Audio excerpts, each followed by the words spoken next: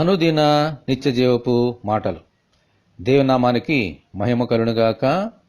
దేవుని వాక్యాన్ని చదువుకుందాము. తన్ను ఎందరు అంగీకరించిరో వారికందరికీ అనగా తన నామమునందు విశ్వాసముంచిన వారికి దేవుని పిల్లలగుటకు ఆయన అధికారము అనుగ్రహించాను. యోహాను సువార్త 1వ అధ్యాయము 12వ వచనం. ఈ లోకములో చక్రవర్తులు, రాజులు, పేరు ప్రఖ్యాతిగాంచిన వ్యక్తులు ఉన్నారు. వారికి పుట్టిన పిల్లలు ఈ లోకములో ఎన్నో సుఖ సౌఖ్యాలు అనుభవించగలుగుతారు.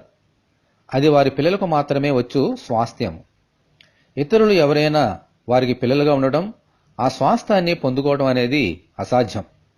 కానీ ఈ మనుషులందరినీ సృష్టించిన దేవాది దేవుడైన తండ్రికి పిల్లలుగా ఉండి ఆయన స్వాస్థ్యాన్ని పొందుకోవడం అనేది ఎంతో తేలిక, మరెంతో ధన్యకరమైన విషయం. లోకరక్షకుడైన యేసుక్రీస్తును మన హృదయంలో చేర్చుకొని ఆయన నామమునందు విశ్వాసముంచితే చాలు, మనము దేవునికి పిల్లలుగా ఉండడానికి అధికారము పొందుతాము. ఇది అంత తేలిక, ఎంతో ధన్యత. దేవాది దేవునికి బిడ్డలుగా ఉంటే మనకు ఏమి లోటు, ఏమి కొరత? దేవునికి స్తోత్రము, హల్లెలూయా. ప్రభువా, మమ్మలను మీ పిల్లలుగా చేసుకున్నందుకు మీకు వందనములని స్తోత్రం చెల్లించుకుంటూ మనమందరము మన తండ్రి అయిన దేవుని ప్రార్థన చేసుకుందాము.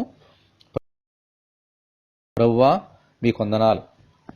ప్రభువా, మాకు అర్హత లేనప్పటికీ నేనైనా మీ బిడ్డలుగా అనగాని కుమారులుగాను కుమార్తెలుగాను మమ్మల్ని స్వీకరించుచున్నందుకు దేవా మీకు వందనాలు. నీ కుమారుని ద్వారా అటువంటి కృప మాకు అనుగ్రహించున్నారు.